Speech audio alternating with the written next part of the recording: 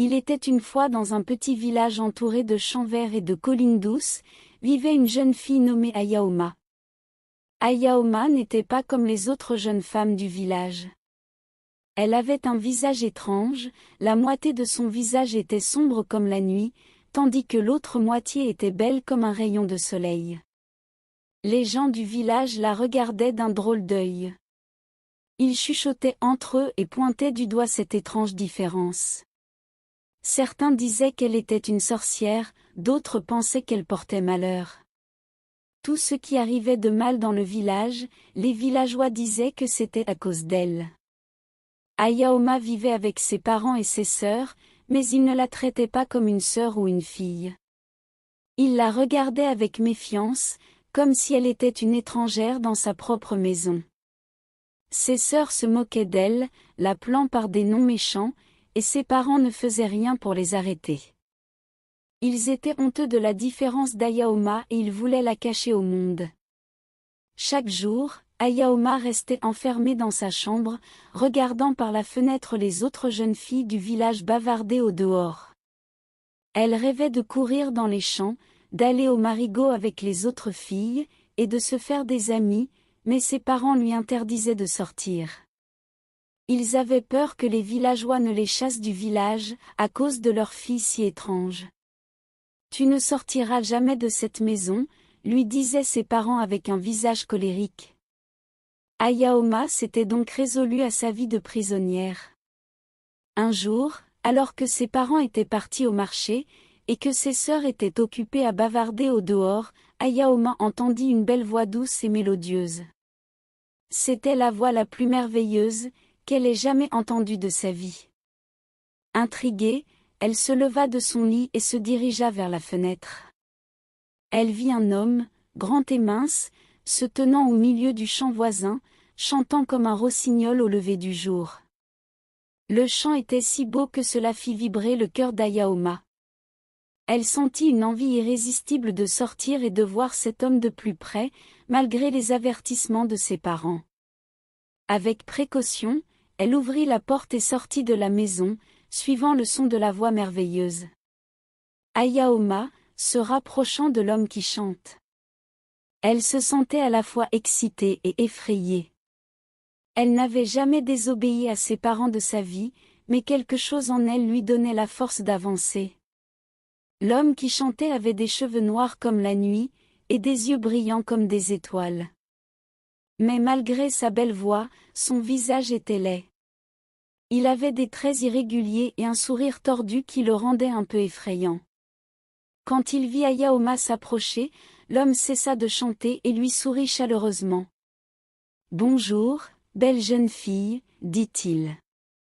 Je suis content que tu aies décidé de me rejoindre. » Ayaoma ne savait pas quoi dire.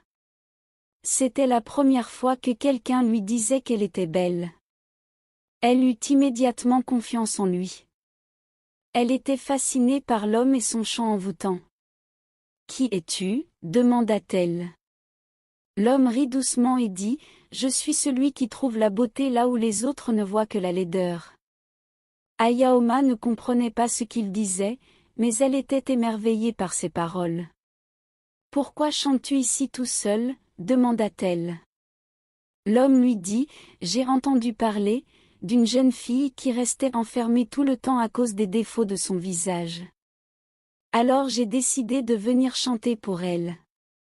Pour te donner un peu de joie. » Ayaoma fut surprise par la gentillesse de l'homme qui chante. Il tendit la main vers elle, l'invitant à le suivre.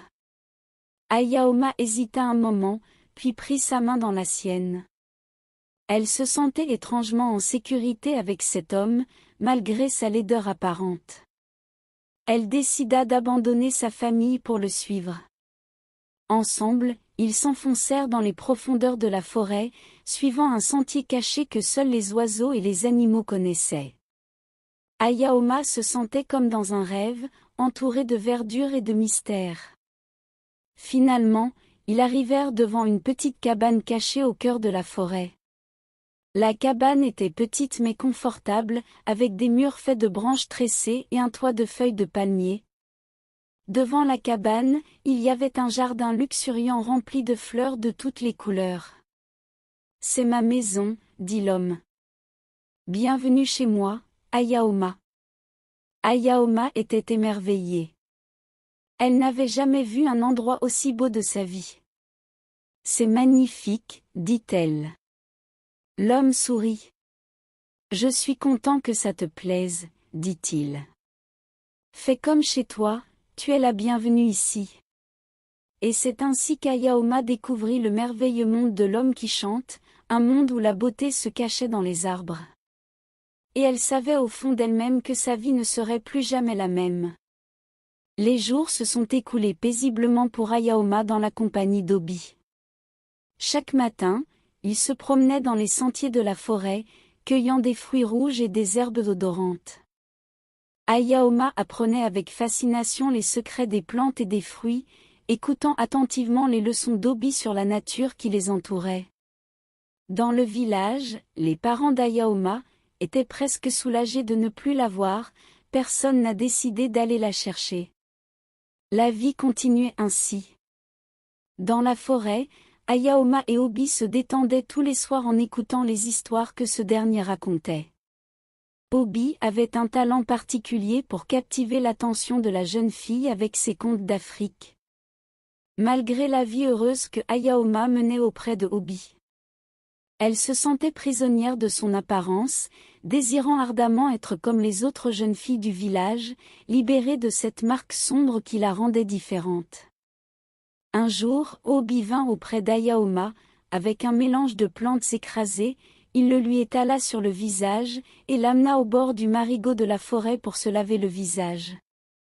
Soudainement, le visage d'Ayaoma devint resplendissant, elle était devenue tellement belle, que c'était presque incroyable, aucune fille de son village, ou des villages voisins ne pouvait rivaliser avec elle.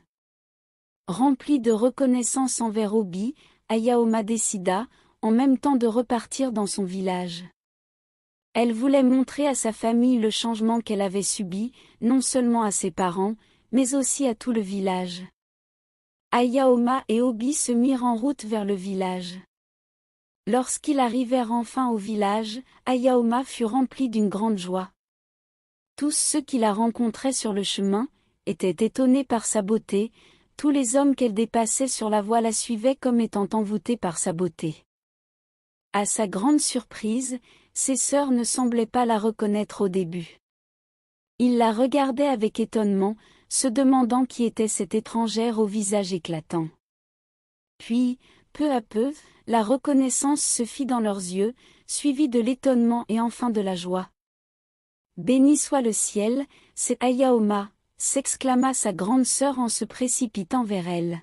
« Tu es revenue parmi nous, ma sœur chérie. » Les autres habitants du village se rassemblèrent autour d'Ayaoma, lui serrant les mains, lui posant des questions, la félicitant pour sa beauté retrouvée. Ayaoma sentit les larmes lui monter aux yeux. Elle n'avait jamais imaginé que son retour serait si chaleureusement accueilli. Avec le cœur gonflé de bonheur, Ayaoma se dirigea vers sa maison, accompagnée par les cris de joie des habitants du village et de ses sœurs. Elle était impatiente de retrouver ses parents, de leur montrer à quel point elle avait changé depuis son départ. En ouvrant la porte de sa maison, Ayaoma fut accueillie par ses parents, qui la regardaient avec émerveillement. Ils étaient ébahis devant la transformation d'Ayaoma, incapables de croire que c'était la même fille qu'ils avaient laissée partir. « Ma chère Ayaoma, tu es si belle !» s'exclama sa mère en la serrant dans ses bras. « Nous sommes tellement fiers de toi.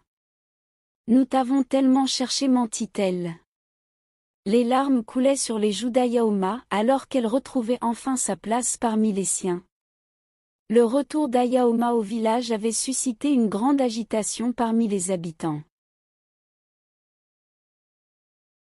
Sa transformation était un sujet de conversation constant, et chacun voulait voir de ses propres yeux la beauté éclatante de la jeune fille, autrefois rejetée. Sa famille, quant à elle, était inondée de compliments et de félicitations. Ils étaient fiers de la transformation d'Ayaoma, et heureux de voir qu'elle était finalement devenue une fille très belle. Cependant, à mesure que les jours passaient, la vie d'Ayaoma au village prenait un tournant inattendu. Les habitants du village, fascinés par sa beauté, commencèrent à affluer chez elle pour la voir de plus près.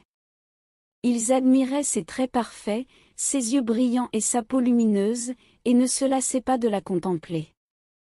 Bientôt, la maison d'Ayaoma était devenue un lieu de pèlerinage pour les gens du village.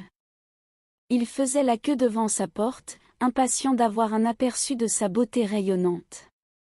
Certains venaient de loin, attirés par les récits exagérés sur sa transformation miraculeuse. Sa famille, voyant l'opportunité de profiter de cette nouvelle situation, décida de tirer profit de la situation. Ils commencèrent à demander de l'argent à ceux qui voulaient admirer Ayaoma, transformant leur maison en une sorte de spectacle payant. Les hommes du village, aveuglés par la beauté d'Ayaoma, étaient prêts à payer n'importe quel prix pour avoir ne serait-ce qu'un bref regard sur elle. Ils étaient convaincus que sa beauté pouvait leur apporter chance et prospérité, et ils étaient prêts à tout sacrifier pour en profiter. Ainsi, la vie d'Ayaoma au village prit une tournure inattendue. Elle se retrouva enfermée chez elle, entourée de gens qui la considéraient comme un objet de curiosité plutôt que comme une personne à part entière. Sa beauté était devenue une source de profit pour sa famille, et elle se sentait de plus en plus prisonnière de son propre succès. Ses parents l'utilisaient pour se faire de l'argent, son père voulait qu'elle se marie à un grand roi. La nouvelle de sa beauté extraordinaire finit par atteindre les oreilles d'un roi lointain. Ce roi, fasciné par les récits sur la beauté extraordinaire de la jeune fille, décida de faire d'elle son épouse. Des messagers furent envoyés au village, porteurs d'une proposition de mariage officielle de la part du roi. La famille d'Ayaoma, voyant là une opportunité d'ascension sociale et de richesse, accepta sans hésitation.